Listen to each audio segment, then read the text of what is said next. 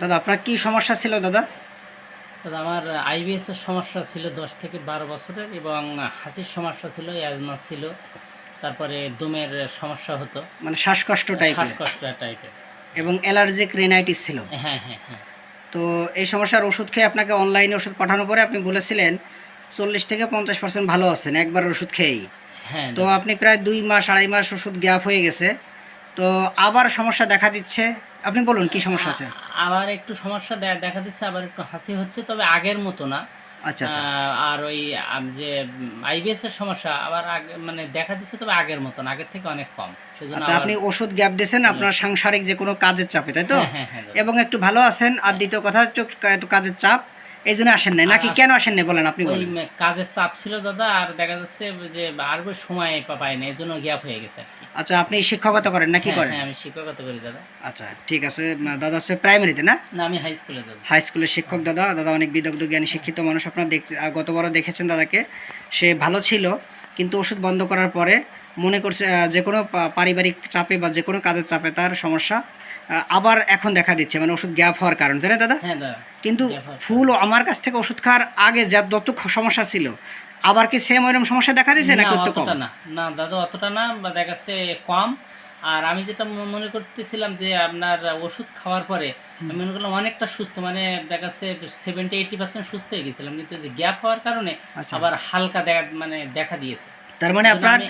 আপনার প্রথমবার ওষুধ দিয়েছিলাম তখন আপনি 40 থেকে 50% ভালো হয়েছিলেন। হ্যাঁ, দ্বিতীয়বার যখন আমার এখান থেকে ওষুধ নিয়ে গেলেন তাকে প্রায় 70 70 থেকে 80 ভাগ ভালো হয়ে গেছিলাম। ভালো হয়ে হ্যাঁ, গেছিলাম, একদম কিন্তু সুস্থ আপনি মনে ওষুধ হচ্ছিল। গ্যাপ দেওয়ার কারণে আবার হালকা দেখা আবার দিয়েছে। সমস্যা দেখা হ্যাঁ, দিচ্ছে, অল্প তাই তো? অল্প দেখা দিচ্ছে আর কি। অল্প অল্প করে হ্যাঁ, দেখা অল্প দিচ্ছে। অল্প করে দেখা তো দিচ্ছে। বন্ধুরা আপনারা জেনে থাকবেন, আপনারা অনেকবার আমি বলেছি আমাদের আইবিএস হয় মূলত 4 প্রকার হয়। আমাদের আইবিএস আমাদের 4 প্রকারের ভিতরে সবচেয়ে বেশি খারাপ আইবিএস হচ্ছে আইবিএস সি, এটা বেশি খারাপ। আবার আইবিএস ডি হয়, আইবিএস এম হয়, আইবিএস ইউ হয়, বা আইবিএস ভি হয়, সরি আইবিএস ভি হয়, ইউ হয়। এই আইবিএস ইউটা যদি হয় সেক্ষেত্রেও সমস্যা। আইবিএস এমটা হলে সেটাও সমস্যা, এবং আইবিএস ডি হলে সেটাও সমস্যা। কিন্তু আইবিএস যদি আমাদের সি হয় বিশেষ করে, সেটা কনস্টিপেশন, এটা আরও বেশি কঠিন সমস্যা হয়ে পড়ে মানুষের, এটা সারা অনেক কষ্ট হয়। কিন্তু আইবিএস ডি হলে এটা দ্রুত সেরে যায়। তো দাদাভাইয়ের আইবিএস ডি, সেটা আমরা কিভাবে নির্ণয় করেছিলাম? দাদাভাইয়ের খাওয়ার পরে টয়লেটে যেত এবং টয়লেট প্রায় নরম হতো, কি দাদা তাই তো? হ্যাঁ, হ্যাঁ দাদা। এবং পেট ফেঁপে থাকতো। পেট একটু বলুন পেট আইবিএস ডিটা কেমন? হ্যাঁ। পেট ভার থাকতো, হুম। এবং পায়খানার বেগটা মোটামুটি লেগে থাকতো সবসময়, দিনে 3-4 বার হতো, কিন্তু পায়খানাটা ক্লিয়ার হতো না। এবং যখন ওই মানে আপনার শৌচকার্য করা হতো, তখন মানে লালা লালা মতো মনে হতো আচ্ছা, আর কি। তো বন্ধুরা আপনারা জেনে থাকবেন এইগুলো আমাদের বিশেষ করে হয় সেন্ট্রাল নার্ভাস সিস্টেম। যখন আমাদের ব্রেনে নার্ভাস সিস্টেমগুলো দুর্বল থাকে সেক্ষেত্রে আমাদের এই রোগগুলো হয়ে থাকে।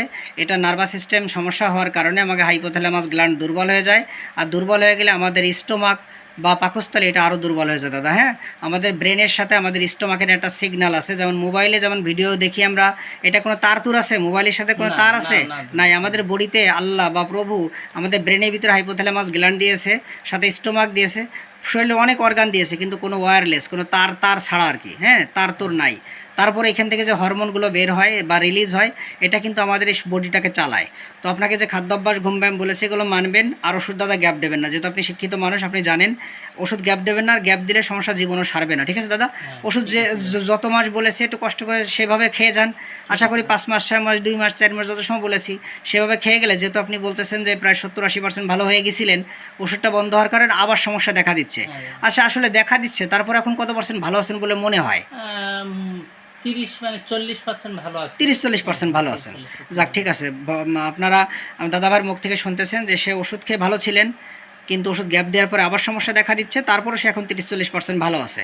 তো আমরা এই আইবিএস আমার দাদাভাইকে প্রথম দিয়েছিলাম উইন ফলোয়ার, ভালো ছিলেন। সাথে নেটটামফস প্যালিটিভের জন্য দিয়েছিলাম 6X, এবং তারপরে দিয়েছিলাম উইন ফলোয়ার।